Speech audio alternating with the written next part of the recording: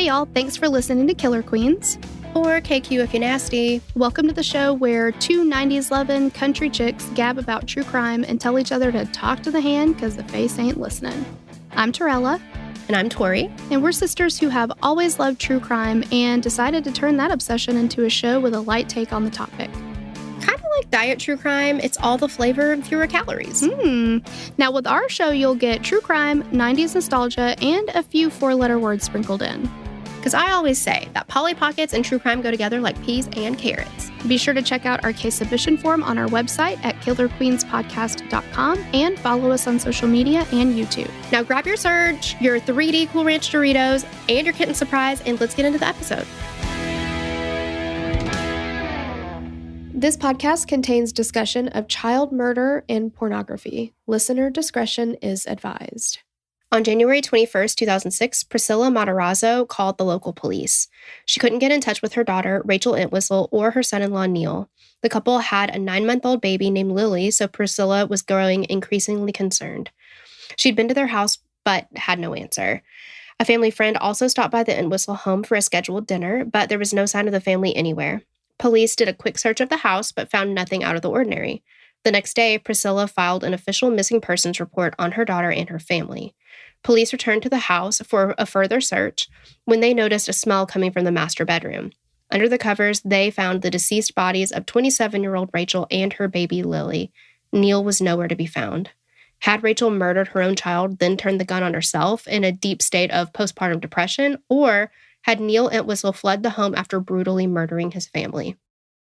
Hey, you guys, welcome to Killer Queens. If you've never been here before, we want to give you just a little information about how the show is set up and what it's meant to accomplish. If you have been here before, welcome back. You can just use that handy skip ahead feature here if you want to.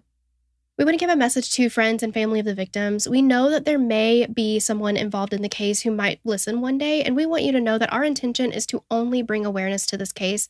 And while we do use personal stories in some instances and our own humor in order to tell the story in a way that listeners can relate, we have the utmost respect for victims and their families. We created Killer Queens to be a place where we can have open discussions about cases just like you would with friends. We are not investigators. We use information that is available to the public, such as documentaries, case files, and media coverage. Using this information, we intend to tell the story of what happened in each case that we cover. Now, will you agree with our interpretations or conclusions of each case? Well, heck no. We each approach cases from different perspectives, life experiences, and beliefs that we already have in place. And sometimes these differences are slight, yet they can be wide enough to cause divide and upset some of those listening. We do our best to present the facts as we find them in our research, but we do bring our own perspectives to the case. We understand that you will too. We want you to know that this is a safe space to discuss differences and opinions in a civilized manner. Our style may not be your personal preference, and if that's the case, we know you'll be able to find one of the many other shows out there to tell the story the way you want to hear it. We can be grown-ups about it if you can. Now, if we are your cup of tea and you want even more KQ, you can join our Patreon and get access to our entire catalog of episodes ad-free and access to bonus episodes too. And I'll give you just a little hint if you're an ad skipper, but you still want the deals that we have from our sponsors each week, you can scroll down to the show notes and see what coupons we have available for you right down there. But you didn't hear it from us. That's a pro tip, but I'll deny ever sharing it. Right. So all that being said, let's get into the story. Well, hey, you guys. Welcome to Killer Queens. Welcome. We came in hot with that overview. We really did. Yeah. Yeah, this is a crazy case. I hope everybody understands what I mean by this. Like when I saw it on the schedule, it sounded familiar, but I didn't immediately recognize, put together exactly what case it was. We've got 500 episodes that we've done already. So we've covered a lot. Right. And, there's a lot of names kind of floating around in this old noggin. And as soon as I started reading about it again, I was like, oh my gosh, I remember this. Right. It's so crazy. It's crazy. Yeah. My first thought, because I did not know the case, full disclaimer, full disclosure, didn't know the case, but I know Peg Entwistle. Who? Am I supposed to know that? She was, if I'm remembering correctly, she was an actress, maybe in the 20s, the 30s, 40s. Nice. And she died tragically. Oh, no. She was part of the Dead Blondes series on You Must Remember This, Peg Entwistle. Yes. Oh my gosh. We should do that. I mean, Yeah. is it true crime? Like, not necessarily? No, not necessarily. I don't know. I still think our listeners would find it really interesting. If I'm remembering correctly, Peg Entwistle, I know she had a lot of other, or if this is the case that or the person that I'm remembering correctly, there's somebody, and I think it's Peg, that she had other issues going on, but she also had to keep her hair platinum blonde, and she had to color it or lighten it like once a week or every couple days, and all the chemicals got into hers. I remember you telling me about this. Yes, I think it was Peg Entwistle. Yes, I do remember that. Yeah, I think that might be something interesting to do, like, I don't know, on a mixtape or I don't know, something. Couldn't be a Doc Jam, but it maybe could be an extra little bonus episode or something. Yeah, something, because I think it's really interesting, and you were really, really interested. I was in all those very stories. interested. Yes. All right. Well, we've already gotten off topic a little bit here. Mm-hmm. A lot of it, I guess. Well, all right. If you've never been here before, we do have just a little quick info sesh. If you have been here before, you can skip right on ahead. But we do just want to. Oh my. That's okay. We do just want to let you know that this show is a little bit different in the sense that we bring a lighter perspective to telling true crime stories. And this is just a way to get, some other people to relate to it. So if that's your cup of tea, great. If it's not your cup of tea, great. Switch it off now. Go find a super serious podcast. We have a little bit of banter. We're sisters. We do that. We bring in some references and quotes and all kinds of things. So we just kind of want to let you know. Yes, absolutely. And we want this to feel like you are at brunch, at lunch, hanging out with a friend, just chatting with your BFF about true crime.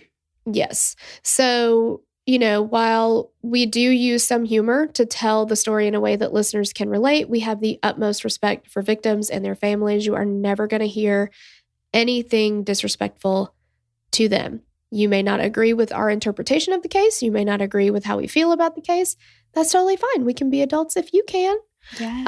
Now, if that is your cup of tea and you want even more KQ, you can join our Patreon and get access to our entire catalog of episodes ad-free and access to our bonus episodes too. And I'll give you like a little hint, kind of a hack. If you're an ad skipper, but you still want the deals that we get from our sponsors, if you just scroll below this episode where you're listening, there's show notes and the links are right there for you. You can just find out what kind of coupons we got going on this week. Yay! Yay! All right, now that being said, let's jump right into it. Yes, Torella, tell me who the Entwistles were. Neil Entwistle was born on September 18th, 1978 in Nottinghamshire, England, to parents Clifford and Yvonne. He had a younger brother named Russell. His father was a coal miner and his mother was a cook at a school cafeteria. The Entwistle family was a typical middle-class family. He studied at the University of York, where he obtained a master's degree in electronic engineering. As a child, Neil loved taking things apart and figuring out how they worked. And his parents were shocked and excited when Neil's teachers told them that they thought he was college material. He was the first of the Entwistle family to attend and graduate from college. We're still waiting on that in our family, aren't we? Yeah, we are. Maybe one of my kids will be the one, I don't know. Maybe, we'll yeah. I don't think going to college for a few months and then falling down and then dropping out That counts. still deserves an award. Okay, so I'm the first member of the family. I'm the only member of the family to go to college for several months, fall down at college, and then subsequently withdraw because of embarrassment. You deserve an award. Something, right? Yes. Yeah. Rachel Elizabeth Souza was born on December 14th, 1978 in Weymouth, Massachusetts to Priscilla and Paul. She had a brother named Jerome. After Rachel's father passed away, her mother remarried to a man named Joseph Materazzo, who gave her several step-siblings: Joseph, Michael, Mary Beth, Erica, Anthony, and Zachary. That's a lot of step-siblings. Holy moly. And so her mom, Priscilla, gave birth to Rachel, Paul, and then, so that's 2. And then we got Joseph, Michael, Mary Beth, Erica, Anthony's. Oh my gosh, that's 8 children. Mm-hmm. That hurts me. Was Paul Jerome or Jerome Paul? Or? I don't know. It doesn't say. I didn't do their whole 23andMe or anything. Oh, okay. Unfortunately. That's crazy. That's a lot of pregnancies. Oh my gosh. Mm-hmm. That's a lot. Her friends described her as sprightly and full of energy. She had a sparkle in her eyes that just made everyone she met fall in love with her. And that was a quote. While attending, my mouth just did 8 N's in that word. While attending, remix. Whoopsies. While attending the University of York in 1999, Neil met Rachel, who was studying abroad from her Massachusetts school, the College of the Holy Cross. They met through the university's rowing club. Rachel was a coxswain for the team. I guess that's how you say it. Yeah. I hope. Which is the person who was essentially in charge of navigating and steering the boat. She didn't row, but she got to yell out commands to all of the men rowing. That sounds like I could be on the rowing team. If you understood directions. Eek. Do you have to use words like north, west, south, or just left and right? Will that do? I'm not sure about that.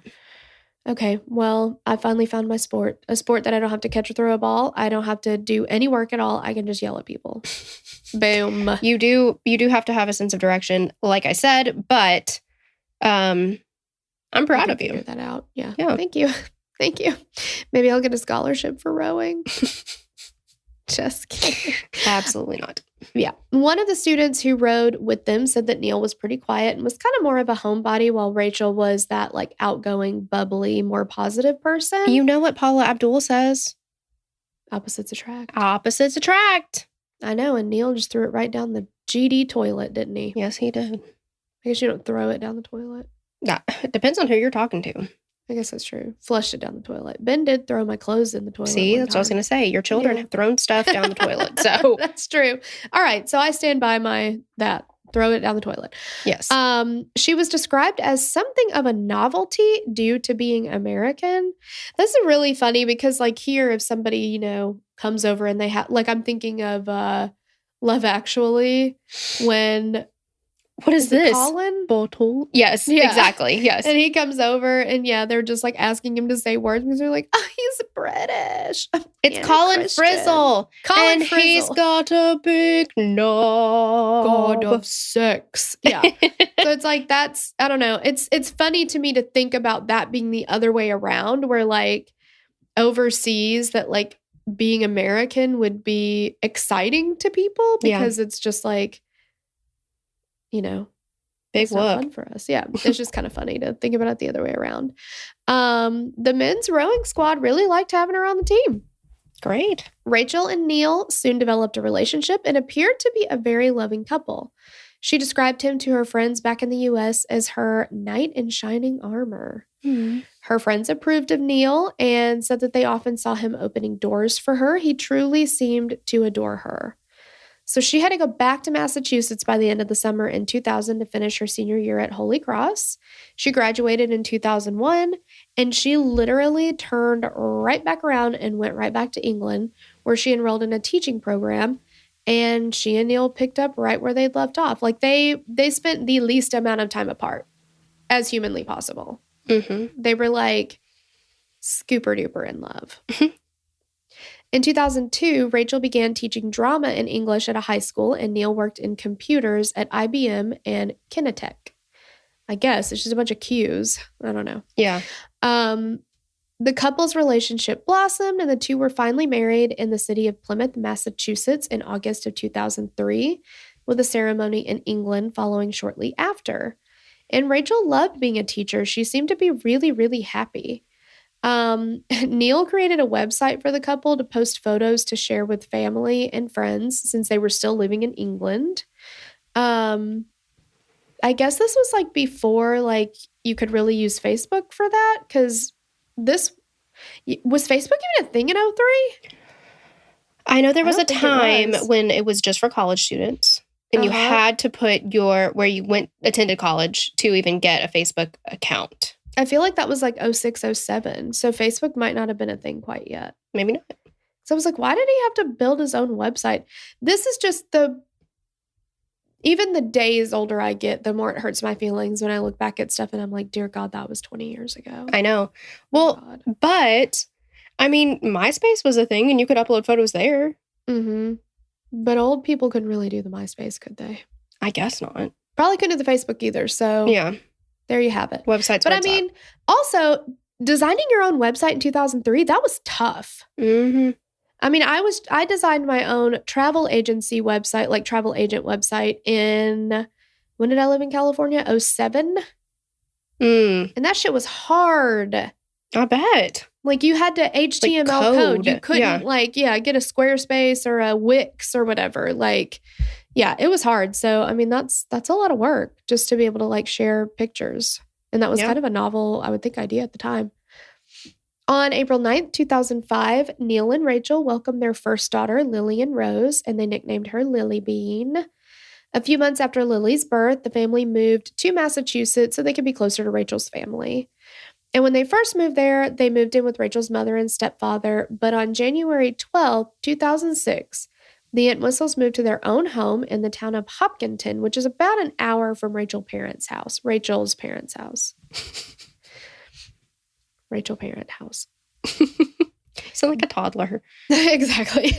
They signed a 3-month lease on the home with the rent of $2,700 a month. They were also leasing a BMW SUV for $400 a month. That's going to come into play. Yeah, it's a lot of money going out, especially for the early 2000s. Oh, yeah. And they're very young. I mean, brand new family starting out. And remember, they moved in on January 12th. Yeah. I also want to say, I don't know if this is the case everywhere in the country or the world, but Massachusetts, here, it's not uncommon to hear a Massachusetts. Yes.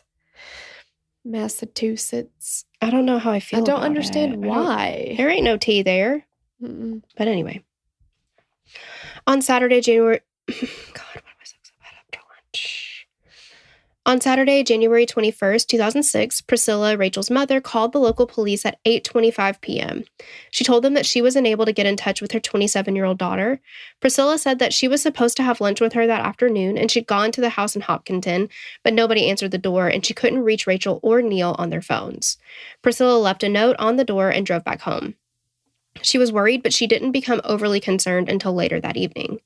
Rachel's friend, Joanna Gately, and her sister Maureen were planning on arriving at the Entwistle home around 5 on the same day. It's 5 p.m. They called and left Rachel a voicemail telling her that they were running late, but they had never heard back. So the two arrived at the home at 7:15 p.m., but nobody answered the door. They're running quite late.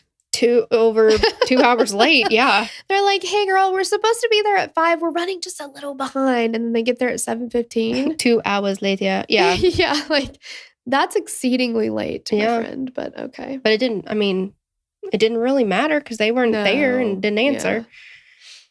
Yeah. It's just one way. It's like, I just let them know that I was running behind. That's classic. I usually think that's like 5 minutes or so, not like 2 hours. But I have learned doing hair and probably anything where you have to do appointments. That kind of situation where somebody's like, hey, I'm right around the corner. That's 15 minutes at least. Oh, yeah. If somebody says, I'm going to be 5 minutes late, that's 20. Like, I know already. So I'm call a spade a spade. Liar. Yeah, I'm a big liar when I'm telling people my ETA. Yep. I'm like, I just turned on the street that it's supposed to be on, and I'm like leaving my house. Like, it close enough. Some of the lights were on in the house, and they could hear the Entwistle's dog barking. And this was a basset hound named Sally, right?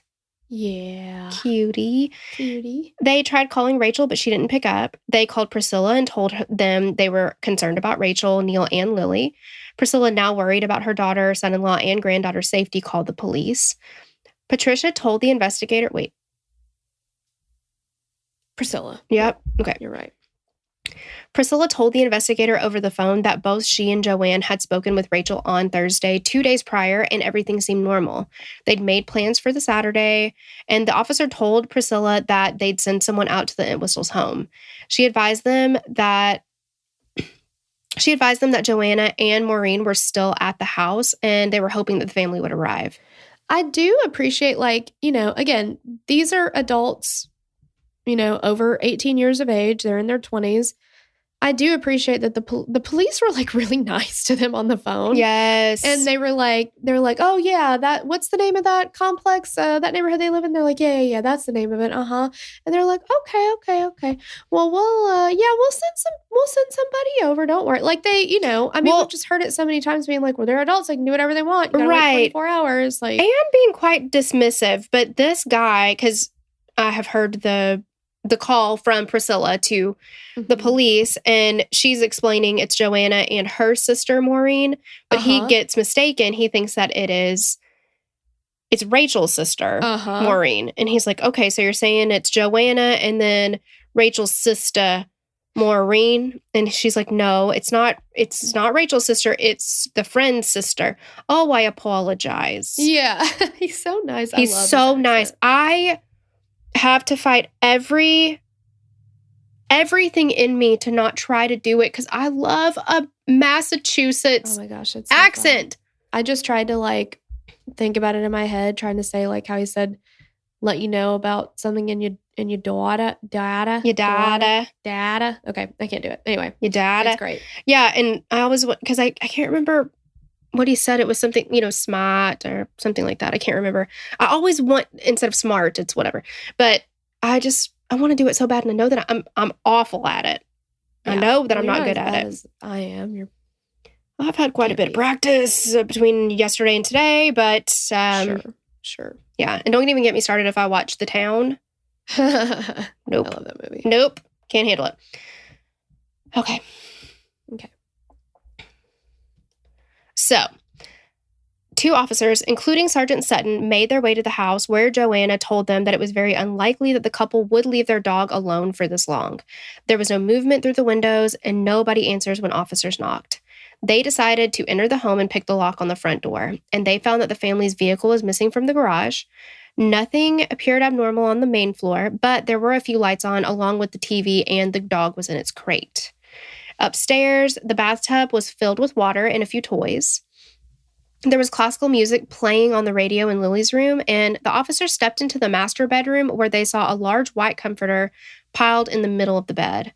Other than the unmade bed, nothing looked abnormal. They let Joanna and Maureen into the house so they could leave a note for the family and to take the dog for a walk. Joanna and Maureen hung out in the driveway until the early morning hours, but Rachel and Neil never arrived. Man, they're good friends, man. Yeah. On Sunday, January 22nd, Priscilla called the police again. She asked them what they recommended that she do from here. Nobody had seen or heard from Neil or Rachel, and Priscilla told them that this was extremely abnormal for her daughter, that she would call her a lot. Mm-hmm. So at 5 p.m., Priscilla and her husband, Joe, went to file an official missing persons report. Investigators returned to the Entwistle home and interviewed the neighbors, but since the Entwistles had only moved in less than 2 weeks before that, they hadn't had much interaction with their neighbors. Sergeant Sutton and another officer decided to conduct a second search of the home, and this time they entered through the basement. They immediately noticed an odd smell, and they later described it as smelling like dirty diapers. Sutton said that the smell wasn't there the previous day, though. They continued up the stairs. They followed the smell, which seemed to be coming from the master bedroom. Nothing appeared to be different in the room. Still no signs of a struggle. The bed still unmade. Detective Sutton walked closer to the bed and saw a pair of reading glasses and a watch on the floor. Then he pulled back a corner of the comforter and he saw an adult foot sticking out. He walked around the bed and pulled another corner of the comforter and saw a small face. As he moved the comforter out of the way, Sutton saw that Rachel was laying on the bed with her arm draped across 9-month-old Lily. and both mother and daughter were obviously dead. Wouldn't you think the bathtub full of water would have... Doesn't that seem really odd? I mean, yeah. Like something happened to them in the middle of... And a routine. Bath? Yeah. Like the middle of like a morning routine or something. Yeah. Or even an evening routine. But Yeah. nobody saw any activity in the house well, I mean, I guess kids go to bed really early, so maybe anyway, I'm getting out of, oh wait, this is getting away from me, but. It's just weird that, like, I don't know. I mean, I guess, you don't know what you would do, but this is also an area where there's not a whole lot of crime. There's not a lot of murders. Like, I don't know. I just, like, there's still water in the bathtub. Mm-hmm. It's still full. There's toys floating in it. There's classical music coming from the baby's room. Like, it's like somebody plucked them up out of, what they were in the middle of doing. Mm-hmm. It's very odd. And like with the bed, if you look at a picture of what the bed looked like, it's not readily apparent that there are bodies underneath the covers, but the covers are like laid up on the bed in kind of a strange way. I don't know. It's just interesting that I wonder the next day. I wonder how much you can do during, because the first, we'll call it a search, is more like a welfare check. Yeah, you may not be able to look underneath things or... Yeah, you might not be able to disturb or touch anything. Yeah. Yeah, I don't know what the laws are, because if it is like a welfare check, like what if somebody is in a closet or so, Right. like... Yeah. But yeah, it's just, I don't know. The whole thing is just so sad. The initial officers on scene didn't see any signs of foul play, and they actually thought that Rachel and Lillian had possibly succumbed to carbon monoxide poisoning. Like, looking at them, they looked like they were just asleep. They searched the rest of the house looking for a third body, but Neil was nowhere to be found. When the bodies were removed from the bed, they found bloodstains on Rachel and Lily's clothing and on the bedding. There was a small hole in the front of Lily's onesie, and the back was covered in brown and red blood, with another hole in the center of the back. Ugh. It's so sad. She had died from a single gunshot wound to the torso. Evidence was later found that showed that the shot was a contact shot, so that meant that the gun had been pressed against her torso and fired. Stop. That's horrific. Mm-hmm. It's horrific to do to any living thing, but a baby. And terms that we're talking about, a onesie, that really drives it home. Yeah. How young we're talking here. Yeah. The same bullet that had killed Lily had lodged itself in Rachel's torso, but that was not her cause of death. A small bullet hole was found on Rachel's forehead that was initially undetectable to police because it was so small. The wounds were believed to have come from a .22 caliber handgun.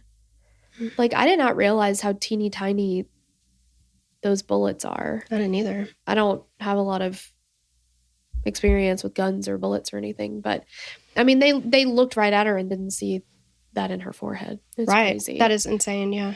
The following day, on January 23rd, the district attorney announced that they were investigating the deaths of Rachel and Lily Entwistle as homicides. But the investigators continued to search for Neil. They didn't want to immediately put suspicion on Neil. I mean, this could have been the murder of an entire family, and maybe they were going to find Neil's body elsewhere. They might find him injured somewhere, so they didn't want to immediately say he had done this. Priscilla and Joe tried to give the police as much information as they could until they began to realize some odd things about their son-in-law. The police are asking them questions. What does he do for work? Where does he, can we go talk to his place of employment for more information, stuff like that? And they were like, I actually don't know what he does for work, now that you mention it. He hadn't gotten a job yet since they'd moved to the States. And Priscilla and Joe said he was just really vague when they brought it up. They also noticed that he never used cash, only credit cards, which, I don't know, maybe at that time would have been more. Right. I mean, now it's not I rarely, if ever, have any cash on me. Yeah, like I have to go way the fuck out of my way to get cash. Yeah, for sure. Priscilla and Joe knew, they had recently signed this lease for their house. They had the car that they were leasing. And remember, those things right there are what, $300 a month or something like that, $3,100 a month. But they don't know where any of this money is coming from. Neil is not working. And they said that Neil would always just reassure Rachel and her parents, hey, everything's fine financially. Don't you worry about it. Our money is just tied up in offshore accounts. That's all. I've met someone, not personally, but through the wonders of the television set, met a woman named Anna Delvey. Now, she has taught me that you can't trust anybody that's like, oh, I can't do the Anna Delvey voice. I just don't even know if I can anymore. You're so good at it, though. Something about, my money is in Switzerland and, I can't overnight it or something. Do you take a wire? Yes, the wire transfer. Yes. Awful. Yeah. I just have learned my lesson. What are you, paw? Exactly. But that, I don't trust, I know too much about this case to even believe it already, but right. Offshore accounts, their money's just tied up. Like, that doesn't make any sense. How long is it tied up for? Because y'all been in the States now for months. Yeah, and you've never gotten a job. Like, he would tell Joe and Priscilla that he was doing, like, computer stuff for money. But he never would tell them what he was doing, and he wouldn't tell them what company he worked for, and he wouldn't tell them, like, any of that stuff. It was just like, oh, I gotta go do some computer stuff. Right. They're like, I mean, okay. So it's just strange. And it seems like they were, even if Neil was working, it seemed to Joe and Priscilla, like even if he was doing these little odd jobs that he was kind of making it seem like he was doing, they're still living way above their means. 100%. Yeah. And so everybody's just like, where did they get this money? Like, well, and I'm sure it's really hard, especially coming from the in-laws' perspective, to try to get more information from your son-in-law without it sounding like you're accusing him. Yeah.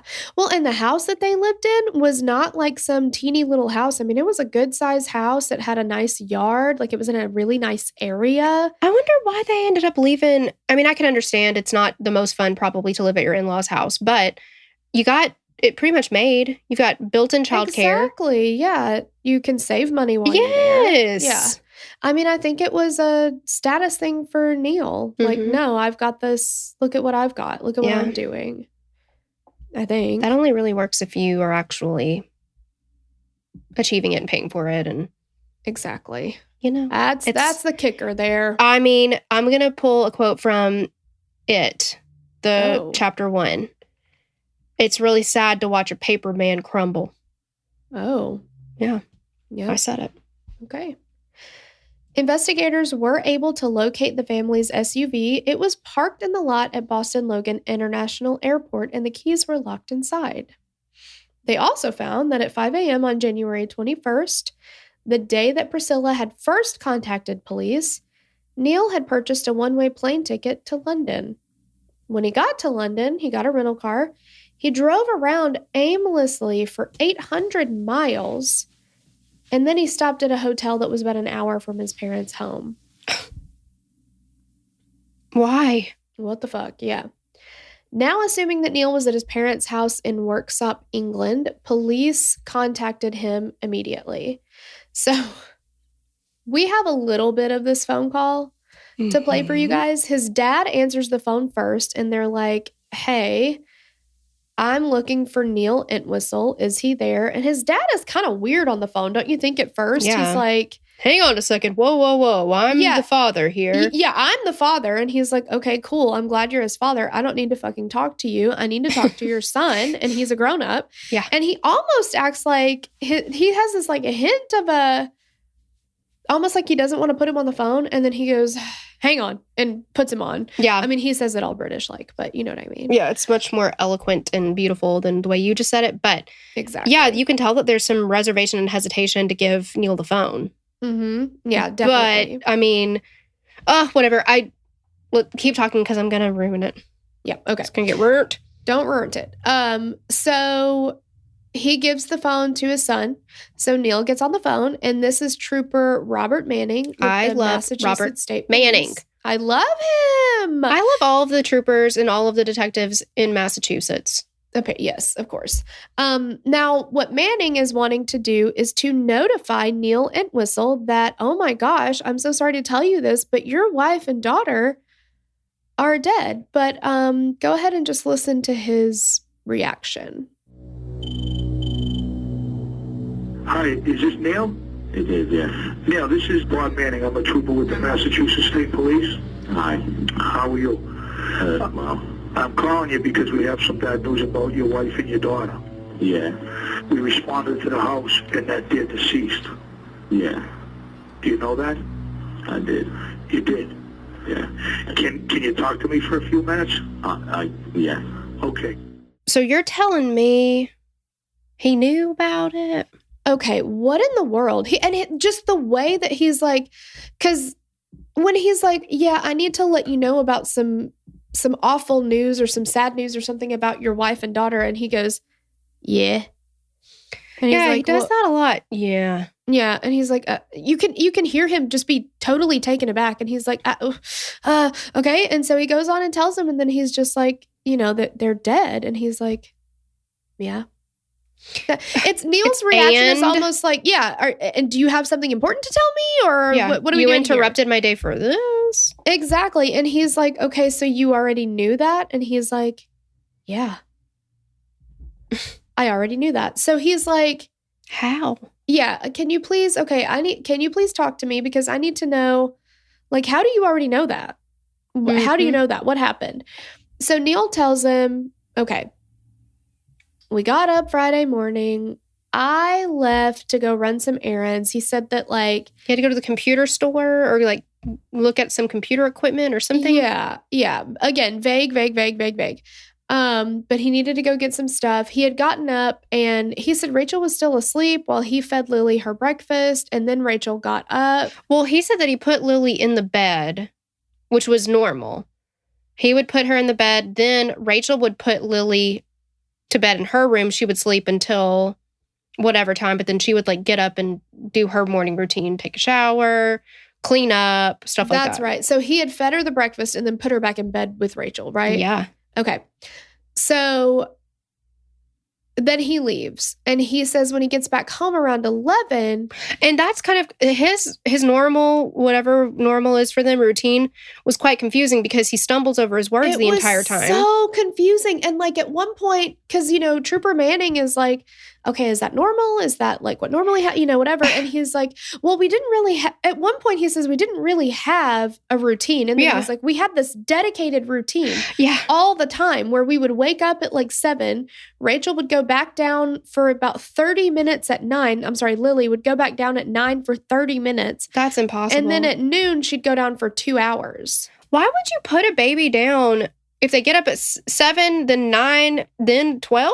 Yeah, that doesn't make any sense. And he's like, and then he kind of went back and forth on, like, Rachel would get up and take her shower while Lily would go back down, or Rachel would then go back to bed with Lily at 9 o'clock. I'm like, really? I don't know. It was just a lot. He was just all over the place and none of it made any sense. It was and very he confusing. would usually feed Lily breakfast, but then Rachel would breastfeed Lily some, and but that's usually what they did. But sometimes they didn't really have a routine, so who knows? They usually did this, but they usually didn't really do anything. Yeah, there was nothing usual about what they did, but usually they did. Yeah, it was super confusing. And the Trooper Manning is like, you cannot ride 2 horses with one ass. No, and that's exactly what he's doing. So he gets back around 11. And he says it didn't look like either one of them had come downstairs yet. And remember, he said he had fed Lily her breakfast at, like, the table, I guess.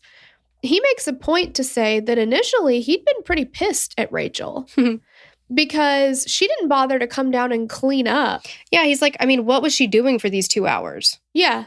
Had she not done anything for 2 hours? I'm like, hold on. She was still in bed when you fed Lily breakfast. You go and put the baby back down in bed. You don't leave the house, sir, until you clean up your fucking mess. Mm-hmm. You're the one that made the mess, not Rachel. Yeah. So he was like, all right, gotta go, and expected the kitchen to be cleaned when he got back, I guess. And he was like, I mean, I was just like, well, what has she even been doing these 2 hours? What have you been doing these 2 hours? Exactly. You've been fucking around looking at computer shit. Like, whatever. So he said he went into the master bedroom, and he said at first he could only see Rachel, and she looked like she was asleep. He said he thought it was weird that she'd still be asleep. And I was like, but didn't you just say she lays back down with her? Anyway. But he didn't know where Lily to all was. of that is yes. Exactly. And also no. So then he gets closer to the bed, and he says that he finally sees Lily, and he can tell that they're both dead. Didn't touch them, didn't try to rouse them, nothing. Check for pulse, nothing. Yeah. Trooper Manning is like, did you touch them? Did you try to, any of that stuff? And he's like, well, no. And he's like, well, how did you know they were dead? He's like, well, it was obvious they were dead. And he's like, well, have you seen dead bodies before? He's like, well, not other than on TV. He's like, you didn't even try to take their pulse? Like, wouldn't you think that if you're finding your wife and daughter, they're not responding to you, mm-hmm. and you're concerned about them, wouldn't you touch them to see if they are warm, if they are breathing? You might try to give them CPR. Well, I was going to say, I don't know how to give CPR. I should probably look into that. But I would call here's what I hope I would do. Now, it's hard to say what you would 100% normally, out of the gate every time. If something like this happens, what you would do for a fact, because no one can say really unless they've been in that situation. But here's what I would like to think that I would do. Touch them. Mm-hmm. Let's see. Can I rouse them? Are they going to wake up? Are they actually sleeping? No. Mm-hmm. Okay. Next step, call police. And they can walk, because they will walk you through CPR. Uh-huh. Is there any way we can fix this situation? Yeah. Is there any aid I can render? Right. Is there any? Yeah, exactly. And he's like, no, I mean, it just definitely looked like they were really dead. So, and he said he didn't see any blood on Rachel, but there was blood on Lily. He said her onesie was soaked in blood, and the blood was covering her face. So, again, instead of rendering any type of aid touching either of them, he just pulls the covers over them. And then he says his first instinct was to go downstairs and get a knife. And he said he wanted to be with them, whatever. But he couldn't do it. And he said, I think it was almost the thought of how much it was going to hurt. I couldn't do it. He couldn't stab himself because it would hurt too bad. Mm. Which, for a normal person, that's awful. For him, fuck off.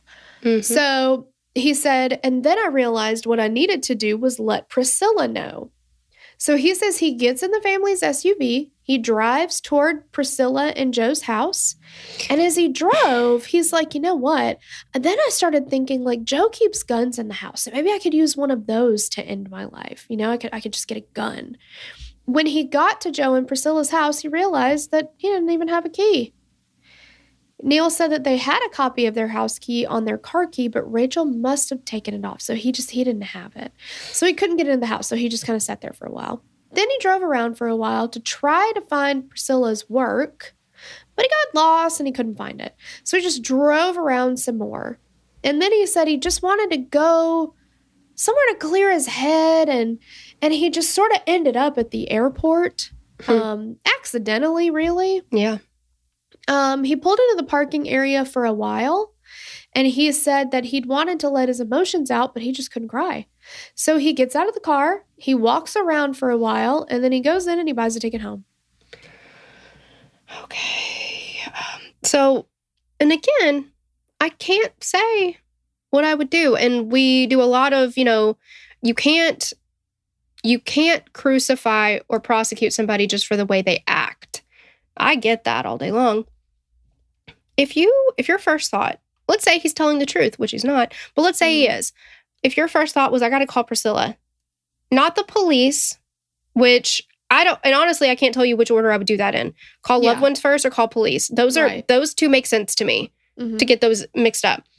But if you want to tell Priscilla, a call would be a lot quicker to do that because they live an hour away. Yeah, then driving around. Yeah. Yeah. Can't pick up the phone and call? Exactly. Like, wouldn't want to have to do it that way. It'd be better in person, but...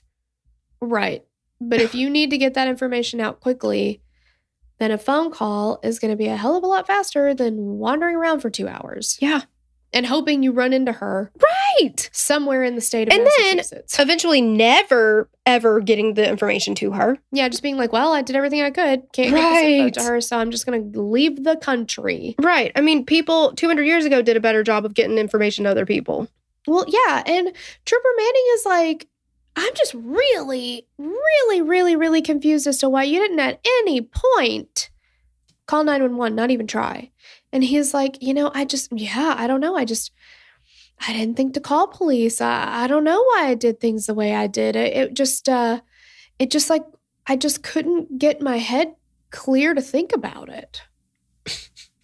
But then he's like, well, and then the only thing I could think to do once I landed, at the airport by accident, just drove until all of a sudden I'm just like, well, fuck, here I am at the airport. And then he's like, the only thing I could think to do was like, I needed to be with my family. Again, it'll be a lot quicker to get some input from your family to call them. Mm-hmm. But he didn't do that. He got on a plane and flew to them, which is like... It's like 6 hours minimum. Yeah. Like... And he's like, I just wanted to be with my family. He still has not called the police. Like, and how has his family not told him to? I know it. I don't understand. So then Manning tries to indirectly ask Neil, could anything have happened to Rachel and Lily that may have been caused by him? And basically he's trying to do the like, I'm sure you're a really good guy, but accidents happen kind of thing, right? Right. So he says, I'm wondering, was there any kind of situation that took place at the house that caused you to immediately, instead of calling police, want to kill yourself? And he's like, God, no. And he's like, are you sure? I'm trying to rule out all the possibilities. And Neil just keeps saying no. And he's like, are you sure? And he's like, yeah, I couldn't do that. Why would I do that? Like, he's so incredulous. Like, how could you even think I could do something like that? It wasn't me. I got home and found them dead. And Manning says, I don't know. It could be a million reasons. It could be no reason. I'm asking you if a situation took place that was out of character for you and your wife and the situation happened. And he says, no, nothing. It was just a normal day.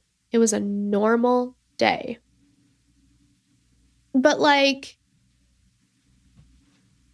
I don't know, just the way he answers these questions and stuff, it's bizarre. Right. It's absolutely bizarre. I mean, I feel like Manning did a really good job keeping his composure and being like, the fuck is wrong? Like, not being like, what the fuck is wrong with you? So, despite knowing that both his wife and daughter had been murdered, and he says by somebody else, for several days, he told Trooper Manning that he still hadn't cried. And he said, quote, it almost doesn't seem real. It's just a void. Because he's like, I'm over here and they're over there. And it kind of doesn't really seem real because I'm not even in the same country as them. And Manning is like, well, it's real. Let me tell you right now, it's real. This is happening. So then he asks him like, and this is a 2-hour conversation. So we're condensing it immensely. But he's like, what do you think happened to them? What do you think could have happened to them? And he is like, I don't know. I don't remember seeing anything in the house disturbed. And he's like, and I was gone for such a short amount of time and we really didn't have a routine. So it's not like anybody would have known I would have been gone. We'd only lived there for a short amount of time and nobody would have known our routine that we don't have, that we do have, but we don't have. Yeah.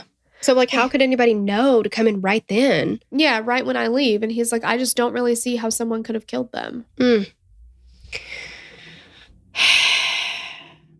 So the entire phone call between Neil Entwistle and Trooper Manning only furthered the police's suspicion that Neil was involved in his family's murders.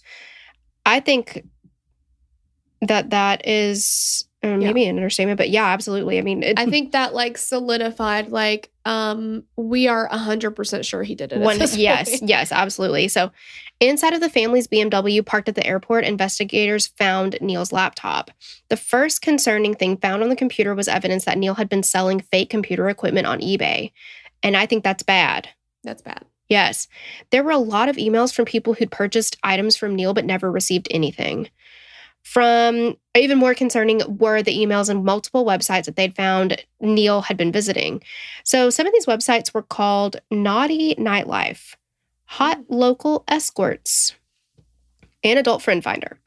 And they were regularly visited. On his profile on one site, he wrote, quote, "I need to confirm what friends have told me, that you are much better in bed than the women over the ocean." Gross. There was also a picture of him fully naked and sitting in a chair.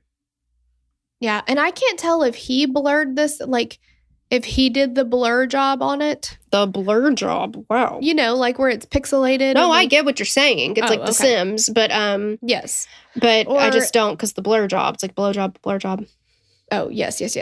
I can't tell if he did that because the blur on the picture where his dick would be is huge. And he like had some things that he searched for that were like how to live with a big penis or something like that crazy. Like, I can't remember. There was something about that, or like, it's such a problem that he needs support. Yeah. Like, it's like insane. So I don't know if like he did that to make it look so larger big. or yeah, exactly. Oh my gosh. Okay. So he wrote messages to women saying that although he was in a relationship, he wanted to have some more fun in the bedroom. And there were searches that had been made on January 16th, which is 4 days before Rachel and Lily were killed.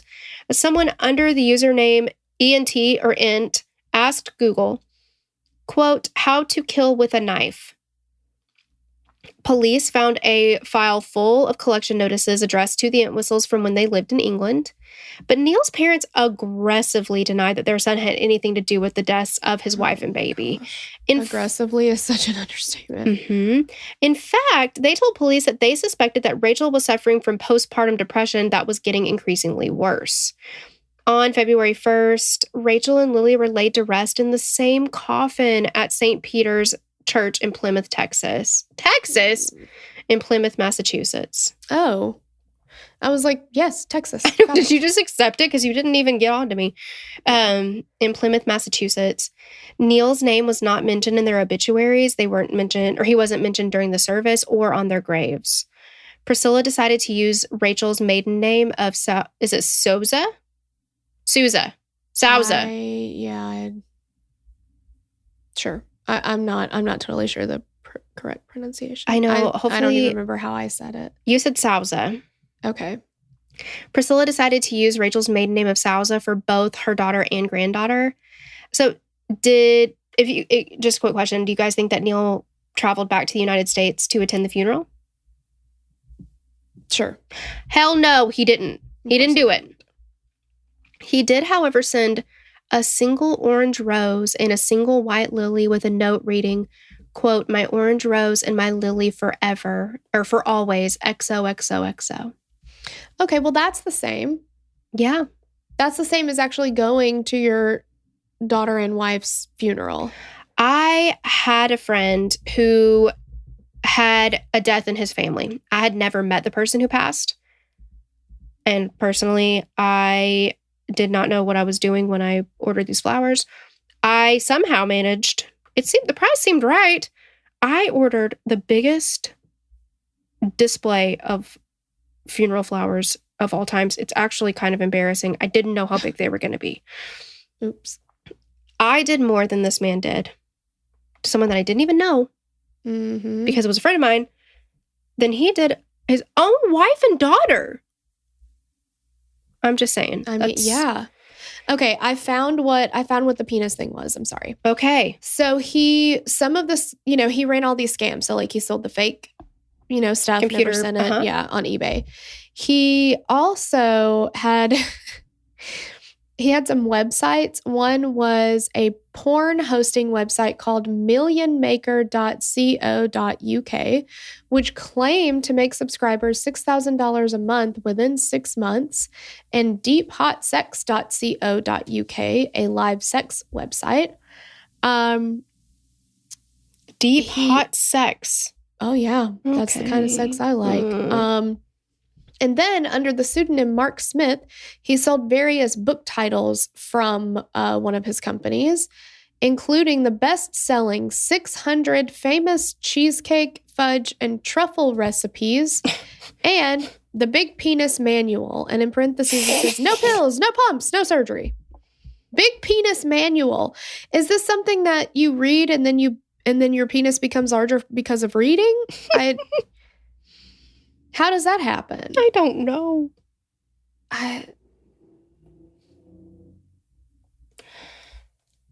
Got no words for you, girlfriend. I have no idea. Yeah, so apparently you can just look at an ebook and your penis gets bigger. Oh, well, if that was the case, mine would have been way bigger a long time ago. Well, now My Dad Wrote a Porno, if you go to Brazil and get the penis enlargement surgery, it's an add-on and it's expensive, but you can actually get your semen to turn fluorescent blue if you want. That sounds... There will be some peeling. Oh. And a lot of the skin will come off at first, but eventually the penis skin stays intact. Okay. So those are just some of the risks of surgery, that's all. Okay. Mm-hmm. All right. Yeah. So there we have it. I know a lot about penis enlargement now. Yes, you do. Mm-hmm. Many different ways and variations of obtaining this massive schlong. Yes, exactly. All right, so back to the story. Neil's parents said that it was on legal advice that he didn't attend the funeral and that it would turn into a madhouse if he did. They said it was supposed to be Rachel and Lily's day. Mm-hmm. The press, however, assumed that Neil feared being arrested. Which is exactly what it was. Yeah. Do you know why they thought that? Because it's the truth. Yeah. I mean, why did he leave the country and not notify the police of his family's deaths? Yeah. Well, if you give it time, his parents will tell you why. Well, that's true. Yeah. So at this point, Neil is still in workshop. He's living a relatively normal life. He was reportedly going out to eat with friends. He was going to the movies. But police in Massachusetts were not going to put up with his bullshit. They issued a warrant for his arrest on February 8th. Neil was arrested on February 9th in a train station after boarding a tube train when he heard that police were on their way to arrest him. His friend, Dashell? I'm going to say Dashell. Dashell? Okay, I'm sorry. I don't know how to say this. His friend Dashell said that officers had called him, telling him to get his friend to turn himself in. And Dashell said that when he told Neil that while on the train, Neil panicked and asked him if there was any other way of getting off the platform. And you know what he said to him? They don't have the tube technology. Oh. I was like, are you going to start singing Runaway Train? I'm not sure. No. And of course, unfortunately for Neil, there wasn't, and he was just taken into custody. He had a notebook with him, and this notebook had a note reading that he intended to sell his story of what truly happened to Rachel and Lily to the highest bidder. There were 2 drafts of letters to editors. In one of the notes or letters, he referred to himself as a quote. When you said he had a notebook and in that notebook had a note, it reminded me. It reminded me of Miss Susie had a steamboat. The steamboat had a bell. It's like Neil had a notebook. The notebook had a note. Like and in that box was another box. It was implied that in the notebook there was a note. Yeah. I said it and you didn't fuck with me, and then I was just like, I'm just going to keep moving along. I was trying to lock it up, but I couldn't. Once you stumbled the second time, I was like, all right. That notebook was a note. That was a whoopsie. That's really funny. So in the notebook that had the note, yes. in one of the letters, after the note in the notebook. He referred to himself as a, quote, close friend and confidant of Neil who wanted to tell his story. And he added, what's of interest to us is what price you would be willing to pay for exclusive rights to the full story. Fuck that guy. This is not even a month after his wife and child, he says, have been murdered by somebody else. It's like 2.5 days since they've been laid to rest. Yeah, I mean, in his backpack, they found what appeared to be a letter, but upon further inspection, investigators believe it was part of the memoir he was writing, with the intent of selling it, and it read, quote, as a husband, I could never dream for more. She was my soulmate and my very best friend. The love we shared knew no bounds, except for all of your online sexcapades, yeah. Mm-hmm. The love we shared knew no bounds, a love that brought on comfort and excitement. We would model our love on 4 roses, red for passion, yellow for fidelity. He brought his fucking audacity Which with is him the today. one for lying, for lies. Yeah, exactly. And white for pure love. The combination of these roses. I'm glad he continued because I was like, bitch, that's 3. That's 3. Is the orange, and that is what we are to each other. Everyone who has been in her company will have been touched by her kindness, her love, and her energy. And that's what I hope people will remember most. The nerve. The nerve. The nerve. Just a few days later, Neil was extradited to the United States, and on March 28th, he was indicted on 2 counts of first-degree murder, illegal possession of a firearm, and illegal possession of ammunition. Neil pled not guilty to all charges. At a press conference, the Middlesex County District Attorney Martha Coakley told the press what she and the police believe happened on the weekend that Rachel and Lily were found dead. Now, listen, I sometimes do not enjoy when attorneys and, police officers and sergeants and things like that are like, here's what we believe happened. Because I'm like, but how? How do you know that? This one's dead on. It is. It really is. So she says, quote, on Thursday night, Rachel was alive and had spoken with family members. At some time on Friday morning, Neil Entwistle, with a firearm we believe he had secured sometime before that from father-in-law Joseph Materazzo, shot Rachel Entwistle in the head and then proceeded... Oh my God. You were doing so well. I was doing so good. Okay. Nothing gold can stay, I guess. Not. Shot Rachel Entwistle in the head and then proceeded to shoot baby Lillian, who was lying on the bed next to her mother. We believe possibly this was intended to be a murder-suicide, but we cannot confirm that. Obviously, the murder was affected, but the suicide was not. And here's why I think that this is dead on. Because the crime scene, all of the... Why can't I think of the word? The evidence. Oh, yep. I know. I'm so stupid. The evidence, the timeline, everything contributes to this theory, right? Yes. And also, they didn't go way overboard with the details. They're like, here's what we think happened. And it's kind of a bare bones, this is what happened. They didn't embellish it at all. Yeah. And remember, Neil said that he drove to the Materazzo's house because he knew that they kept guns there. Right. So he was saying he went there after the murder to try to find a gun to kill himself. Which I think he did. No, I think he went to their house. Yes, I think he went to their house. He got the gun. No, I'm saying I think he went to the house. He went to the house and gave it back. Not because of the reasons why he said he went, though. Right, yeah.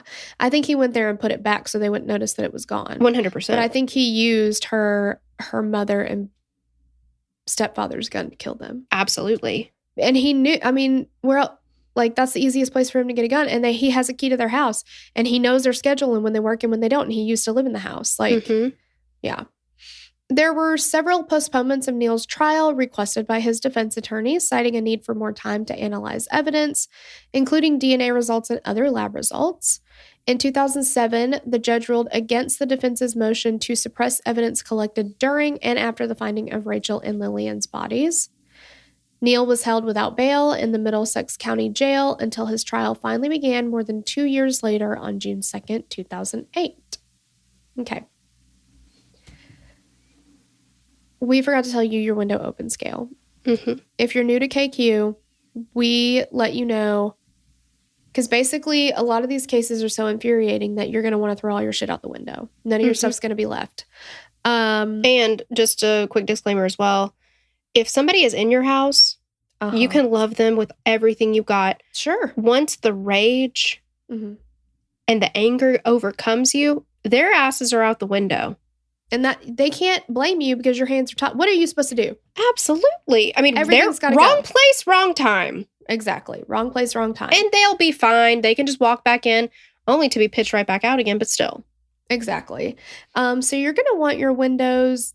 No, you know what? You want to feel the glass break on this one, I think. Yeah, you do. Either that or you got to wrecking ball that shit. You got to Miley Cyrus come in like a wrecking ball, take the whole thing out and just push it all off like a cat doing anything on a tabletop. Exactly. Yeah. Okay. And this is very reminiscent of Chris Watts, too. Oh, yeah. Neil's defense was that Rachel had murdered their daughter and then turned the gun on herself, all because she had postpartum depression. Now, postpartum depression is a very real thing. To blame, it's very obvious that he committed this crime. There is plenty of evidence to back that up. And for him to walk into that court and just trash his wife and daughter's memory, you already killed them. Now you're going to blame it on her? And hear me out on this. I'm not trying to dumb it down so much that this is, I know for a fact that these are not the same things and they're not the same levels of intensity. I absolutely know that. And I'm saying this because if you have a monthly time of the month and something happens and somebody who does not have one of those says, oh, is it that time of the month again? Do you know how mad you get? Yeah. I cannot imagine Rachel's family hearing this and hearing him blame this awful tragedy on, well, she must have had postpartum depression. Because again, I'm aware, I've never experienced it myself. I'm aware that it is a thing. And postpartum depression and postpartum psychosis, right. Completely different. Things. Completely different. Yeah. I mean, it's just awful. To do something so terrible and then to be like, well, she did it because she's crazy. Yeah. And just wait till you hear what his mom has to say after this. I can. Oh, you just wait. So that's his defense. Then, okay, so he says Rachel murders Lily and then turns the gun on herself. And then he says, in an act of honor, he removed the gun from the scene and left. Because remember, he didn't shoot the gun, but you're going to find his prints on the gun because he took the gun out of there so that it didn't look like that's what happened. They said that there was gunshot residue found on both sides of Rachel's hands. They said. But again, if these are contact wounds, like that is possible as well. Right. But yeah, they said. Despite the evidence, Neil's parents continued to defend their son. They backed up his story that Rachel and Lily were killed in a murder-suicide. Neil's father said that, quote, the gunshot residue on Rachel's hands could have suggested that she fired the gun. And she was found with her left arm, and she was left-handed, flung out. We loved Rachel dearly. She was little Lily's mom, but in the grip of postpartum depression, she could have fired those shots. The prosecution had no issues poking holes in the defense. They brought forward witnesses who told stories of what Entwistle had told them regarding things that he owned and his finances. It was also found that Neil had 18 credit cards that were all maxed out, except for one, which he maxed out at the airport on the day he fled the country. He had accrued at least $30,000 in debt. 18 credit cards. 18 credit cards. And Rachel knew nothing about this. Now, He kept telling her, don't worry, I've got the fine. finances handled. Yep, everything is fine. Now, I do not have a credit card because Good for I you. don't care about my credit score, apparently. I don't have a credit card anymore. Is 18 a normal amount of credit cards to have open at one time? I don't think so. Okay. I don't think so. When I had credit cards, I had the two. One was for business, one was for personal. I think 17 is kind of like top tier there. Oh, so yeah, he went over. The high end, you got 17. You know what I mean? Yeah. 18. That just seems like so much. That's so much. I mean, that's crippling debt. Yes, it's crippling debt. It should be illegal for them to let you take out that many fucking credit cards. Well, they do it because they know you're never going to pay it back, and then they'll throw your ass and the interest to collections, and yeah. Also, this is not the first time that a motive for murder would be to hide intense amounts of debt. No. Or to get money from a life insurance policy to pay it back. You know, like that definitely does happen. Or let's just say that isn't even a part of the equation. It is, but let's say it's not. I don't even need that. We've talked about people getting murdered because the husband just wants to get his rocks off with somebody else. Mm-hmm. Yeah, I cannot remember the names in this case, but there was one case where the husband had said he was going to some college and he was supposed to graduate, but he actually wasn't going to college there. He was like doing something else. And so in order to not be found out, he killed his wife. I mean, she wouldn't find out that he wasn't actually going to college. Yeah. Goodness. I mean, come on. So remember we said we thought that Neil had gone back to return the gun that he'd used to kill Rachel and Lily. Well, the prosecution was able to confirm that one of Joe Materazzo's guns was in fact the murder weapon. Can you imagine being Joe and Priscilla and having to find that out? Oh my gosh. Neil's DNA was found on the grip of the .22 Colt revolver, as well as an ammunition container and a gun lock. Rachel's DNA was found both in and on the muzzle of the same gun. And Joe confirmed that he had taken his son-in-law shooting before, teaching him how to shoot this .22. And again, of course, you do not think that that person is going to turn around and kill your stepdaughter and granddaughter. Oh my gosh. After 13 hours of deliberation, the jury found 29-year-old Neil Entwistle guilty of 2 counts of first-degree murder, as well as illegal possession of a firearm and ammunition. The next day, he was sentenced to life without the possibility of parole. In addition to these sentences, the judge also said that Neil was, quote, not to profit in any way from the sale of his book or otherwise to any media outlet. Priscilla and Joe were happy with the sentence, but of course they realized nothing was going to bring back Rachel and Lily. Priscilla said, quote, our dreams as a parent and grandparent have been shattered by the shameful and selfish acts of one person, Neil Entwistle. For him to try to hide behind an accusation of murder-suicide of this beautiful woman and perfect mother is low and despicable. Suffering does not begin to describe what we have endured. God. The jury's decision and the judge's sentencing did not dissuade Neil's parents from their belief of their son's innocence. And also, there's physical evidence, and they're just choosing to not believe that. I'm sure no, I'm not going to say it. They just seem to take him at his word for everything. So I just feel like they probably don't believe any of the other stuff. Like, you know who his mom kind of reminds me of? Not the way that she looks necessarily, and maybe just because she's British, but also this whole like just choosing not to see it. Simon Monjack's mother. Oh, I could see that. Don't you see a little bit of that attitude there? Like, yeah. Because, okay, this is what Neil's mom said right after the sentencing at the press conference. She said, we are devastated to learn that the evidence points to Rachel murdering our grandchild and then committing suicide. These are her words. I knew Rachel was depressed. Our son will now go to jail for loving, honoring, and protecting his wife's memory.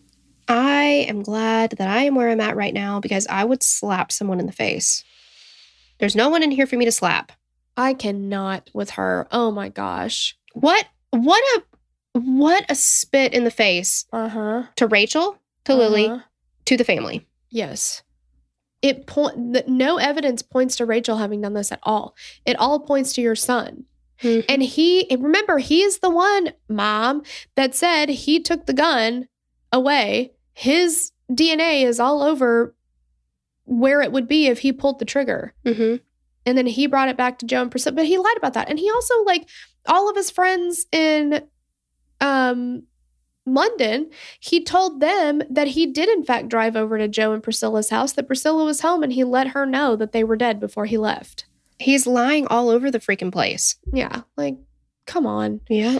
Neil was quickly nicknamed the baby killer in prison. He was initially incarcerated at a facility in Shirley, Massachusetts.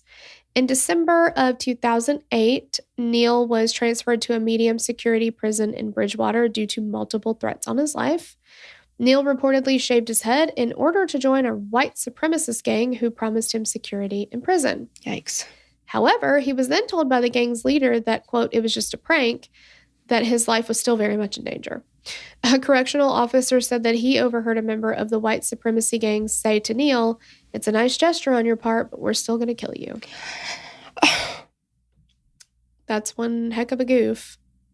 In 2012, Neil appealed his conviction, saying that the police illegally searched his home when they checked on his family and found their bodies. Sorry. Okay, so in a welfare check, aren't you supposed to find the people? Like, if the people are there, like, if you go for a welfare check, it's possible you're going to find the person dead there, right? And it might be from natural causes, but, like, that's what you're looking for, right? Right. So, yeah. The Massachusetts Supreme Court rejected that appeal. And I can't stress this enough. I mean, let's say that, because again, I'm going to play devil's advocate. Neil is lying because this is not true. This is not what happened. I don't believe, because it was dismissed, his appeal was rejected. So clearly nobody saw any wrongdoing here. But let's say that the police illegally searched his home when they checked on his family. Guess what could have avoided that? Could have all been avoided if Neil, who knew, by his own admission, that he knew that his family was dead. Yes. If he gave a quick little ring to anybody. Yeah. Literally to anybody. If it would have stayed.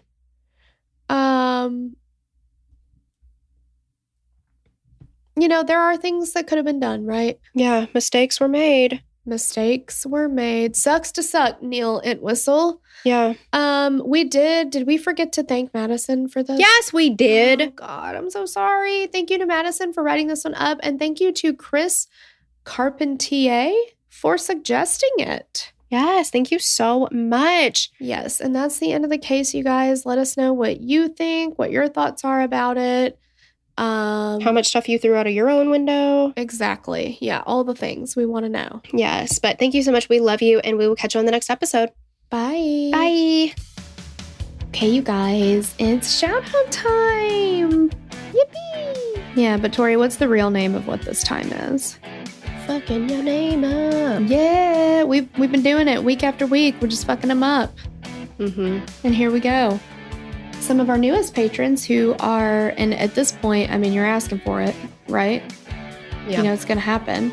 So some of our newest patrons, thank you so much to Bailey Rosales, Stephanie Stevens, Robin, Anisha Arroyo, Danica Galler, Kylie Delph, Leah, Angel Ballas, Randy Stanfill, Anna Hussey, Kyla Pecoraro, Kila, Erica Hendrick, Kara Rose Hicks, Sarah Lehman, Limon, yeah, is it with a limon twist? Okay.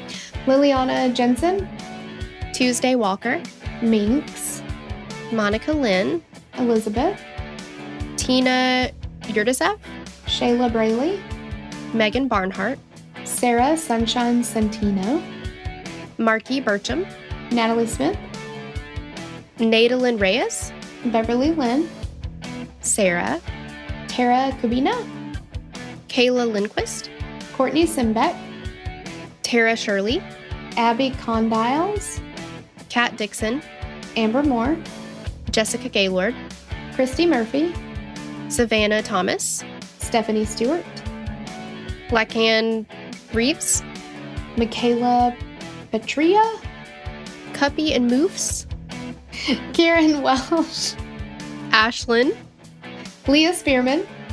and Erica Sachs. This was a particularly we are just so sorry. We are just so sorry. We actually do not know how to read, and it's evident now. So, Oh my gosh. either way, we love you guys. Your names are all beautiful. Yes. Despite the just awful, The sounds that awful came out shit of our show mouths. that we just yeah. yeah. Mhm. But thank you guys so much for hanging out with us and allowing us to butcher your names and hopefully not getting too angry about them. We're sorry. We love you. We love you. Bye. We'd love to hear your thoughts on this case. Connect with us on Instagram or Facebook to continue the conversation. Thanks for listening, and we will meet you back here next week. Bye. The theme song for the show is created and composed by Stephen Toby. You can find more of Stephen's work on SoundCloud. Our logo was created by Sloan Williams of Sophisticated Crayon. You can find more of her work on Etsy. Visit us at killerqueenspodcast.com for merch and other info about the show.